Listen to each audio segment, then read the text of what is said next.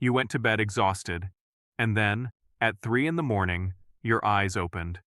Not because of a noise, not because of a nightmare, just wide awake, heart beating a little faster than it should be, mind starting to race, and the ceiling staring back at you like it has an answer.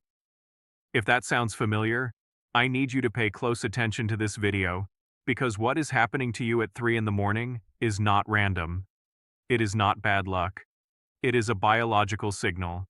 And for men over 60, it is one of the most important signals your body can send. By the end of this video, you are going to know exactly why this is happening, what it is costing you in terms of your health, and the specific steps you can take this week to start sleeping through the night again.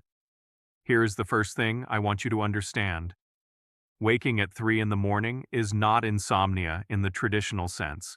It is not trouble falling asleep. It is something different, a middle-of-the-night interruption that happens at roughly the same time, night after night, with a precision that seems almost cruel. And that precision is the clue. Because your body is not failing randomly. It is responding to a very specific chain of biological events, and after 60, that chain gets pulled much, much harder. Let me start with the architecture of your sleep, because most men have no idea how it actually works. When you close your eyes and drift off, you do not simply fall into one long, restful pool of unconsciousness. You cycle. Roughly every 90 minutes, your brain moves through stages, from light sleep to deep slow-wave sleep to REM sleep, and back again. In the first half of the night, those cycles are dominated by deep sleep. That is when your body releases the majority of its growth hormone, when muscle repair happens, when your immune system does its most important work. The second half of the night tilts toward REM sleep. Lighter, more active, closer to the surface of waking. Here is what changes after 60. Research published in leading sleep medicine journals shows that slow-wave deep sleep, the restorative kind, decreases by approximately 75% between the ages of 20 and 60. By your 60s, deep sleep may represent less than 5% of your total time asleep. You are still technically sleeping. But the sleep you are getting has become dramatically shallower, and that means you are floating much closer to wakefulness for most of the night. By the time 3 in the morning arrives, you are in the lightest possible stage. The slightest internal signal is enough to push you across the line. And right around 3 in the morning, your body sends one of its biggest internal signals of the day. This is point 1, and it is the mechanism most men never hear about. Your body operates on a 24-hour hormonal rhythm. Cortisol, the hormone that prepares you for waking, for alertness, for physical readiness, begins its daily rise somewhere between 2 and 3 in the morning. Under normal conditions, this rise is gradual and quiet, and you sleep right through it. But after 60, cortisol levels at baseline are elevated compared to when you were younger, and the rise is sharper. Research from UCLA and Harbor Medical Center describes this as a disruption of the testosterone to cortisol balance, the ratio of your main anabolic hormone to your main catabolic stress hormone. As testosterone declines with age, cortisol becomes increasingly dominant, and elevated cortisol at 3 in the morning does not just nudge you toward waking, it floods your brain with alerting signals, suppresses melatonin, depletes adenosine, the chemical that creates sleep pressure, the biological weight that keeps you under, and suddenly, you are staring at the ceiling.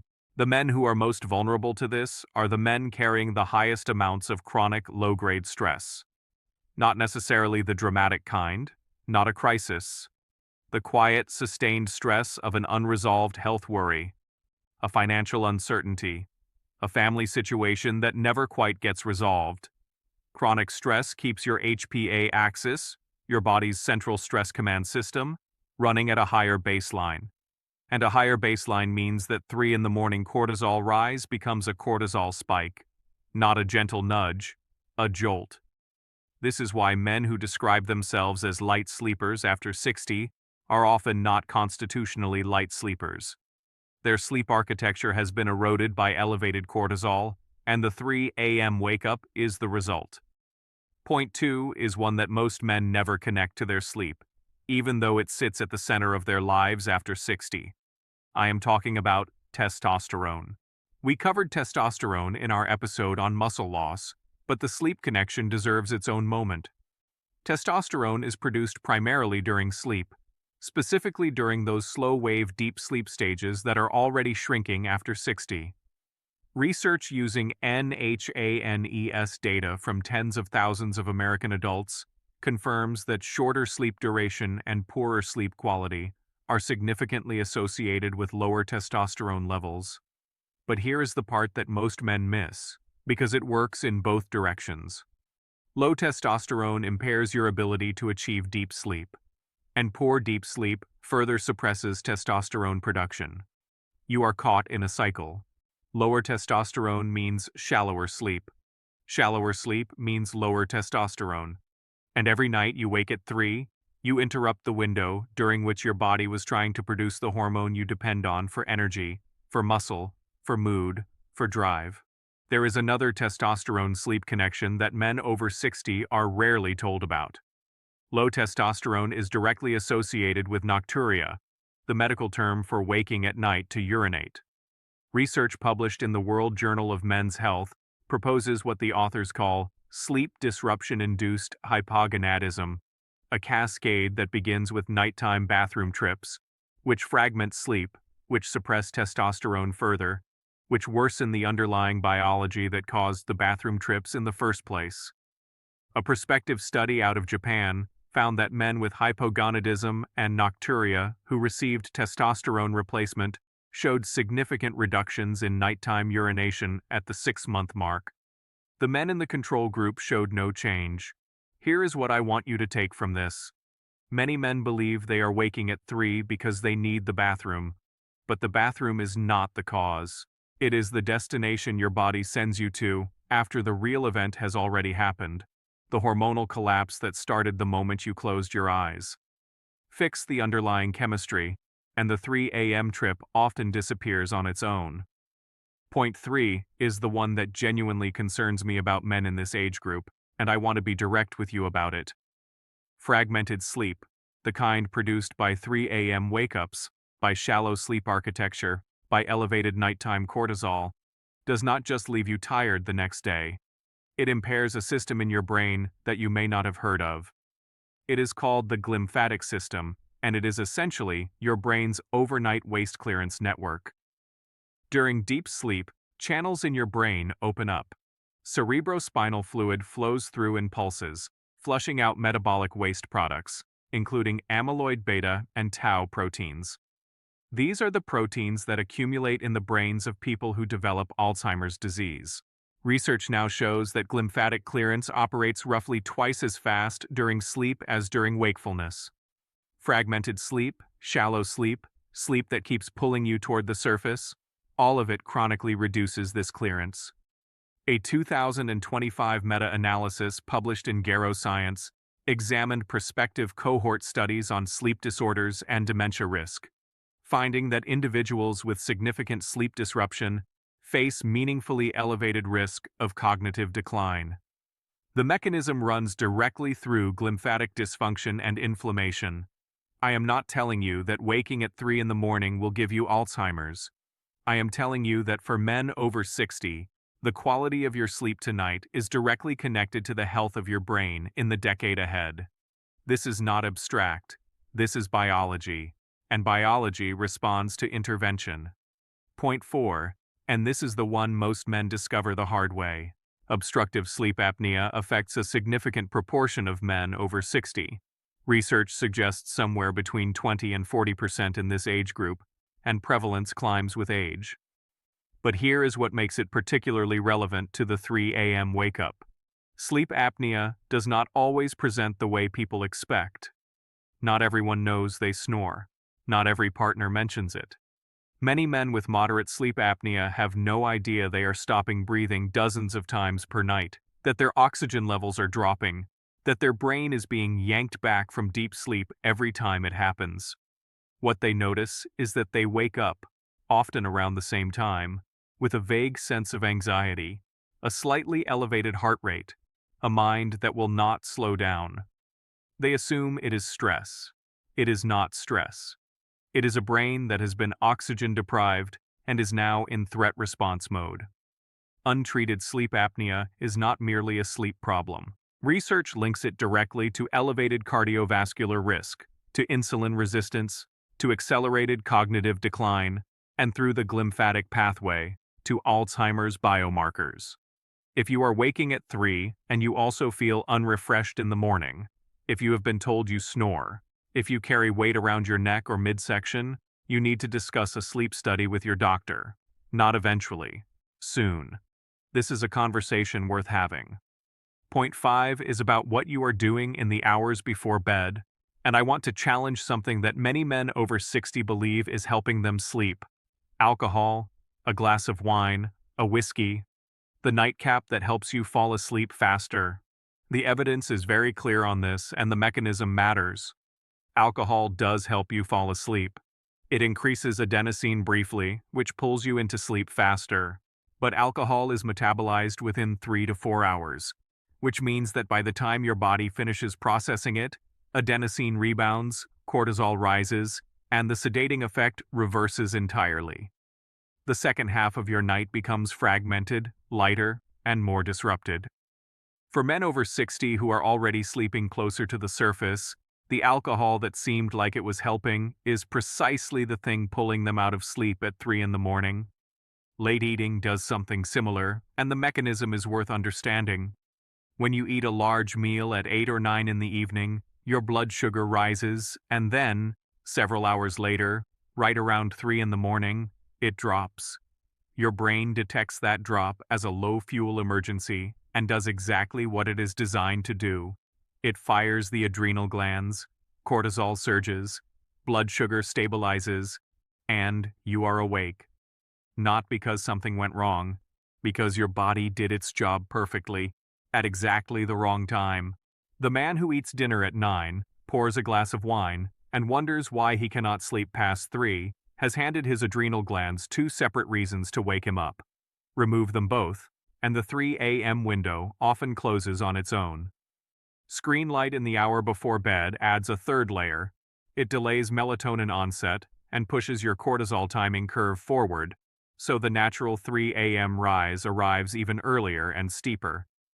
These 3 things, alcohol, late eating, and screen exposure, are not separate habits. Together, they form a nightly instruction set that tells your biology to wake you at 3. Now, let me give you the 3 a.m. protocol, the 3 changes that have the most evidence behind them for men in this situation. The first is what I call the cortisol buffer. In the 90 minutes before bed, your goal is to actively lower your body's alerting chemistry. That means no screens or blue light blocking glasses if you cannot avoid them. It means room temperature between 60 and 67 degrees Fahrenheit. And it means a deliberate wind-down practice, not a passive one. 5 to 10 minutes of slow diaphragmatic breathing, where your exhale is longer than your inhale, directly activates the parasympathetic nervous system and has been shown in multiple studies to meaningfully reduce nighttime cortisol. This is not a meditation pitch. It is a physiological intervention. When your exhale exceeds your inhale, you are telling your nervous system the threat is over. Do this every night before bed. The second is magnesium glycinate. A 2025 randomized controlled trial conducted across Germany specifically on magnesium bisglycinate found a statistically significant improvement in sleep quality in adults with poor sleep, with the greatest benefits in those with lower dietary magnesium levels at baseline, which describes the majority of men over 60. Magnesium is required for GABA activity, GABA being the primary inhibitory neurotransmitter in your brain, the chemistry that quiets the nervous system at night. Most men over 60 are subtly deficient in magnesium, and that deficiency keeps the brain slightly overactivated at exactly the wrong time. 300 to 400 milligrams of magnesium glycinate taken 30 to 60 minutes before bed is the protocol most supported by current evidence. As always, speak with your doctor before adding any supplement, especially if you have kidney issues. The third is the hardest, but it may be the most important. Anchor your sleep and wake time every single day, including weekends. Your circadian rhythm, the master clock that governs cortisol timing, melatonin release, and every hormonal process connected to sleep, is calibrated by light in the morning and consistency in timing. When you sleep until 9 on Saturday and wake at 6 on Monday, you are creating what researchers call social jet lag, a 2-hour shift in your circadian clock, twice a week, every week. For men over 60 whose circadian rhythms are already becoming less robust with age, this inconsistency is enough to keep the 3 a.m. wake-up locked in place. Choose your wake time. Hold it within 30 minutes every day. Get natural light in your eyes within 30 minutes of waking. This single behavioral change recalibrates the cortisol curve more effectively than most supplements. Before I give you your action step, I want to say something about the men watching this who have tried everything and still wake at 3. If you have addressed your sleep hygiene, if you are managing stress, if you have ruled out alcohol and late eating, and you are still waking, please talk to your doctor about a sleep study.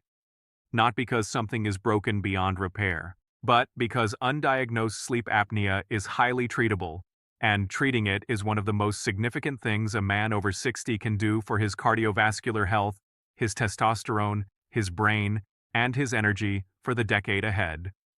Here is your one action step for this week. Tonight, set a consistent wake time for the next 7 days and stick to it.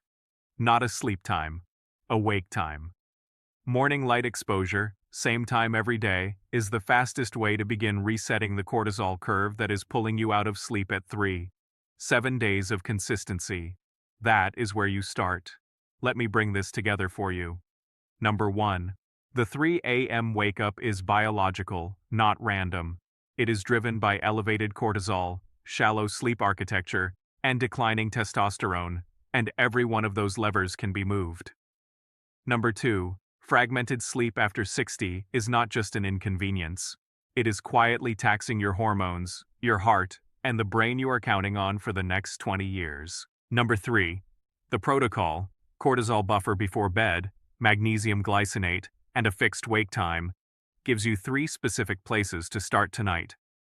The men who dismiss the 3 a.m. wake-up as just part of getting older are the men who will feel oldest. The men who treat it as a signal worth responding to are the ones who change the trajectory. You now know which one it is. If this channel has been valuable to you, a subscription means this kind of evidence-based work finds the men who need it most. And in the next video, we are going to cover something that connects directly to everything we discussed today, because the testosterone sleep muscle cycle does not operate in isolation. There is a hormone most men over 60 have never tested that sits at the intersection of sleep, weight gain, and cardiovascular risk, and most doctors only check it when things have already gone wrong. That video is next.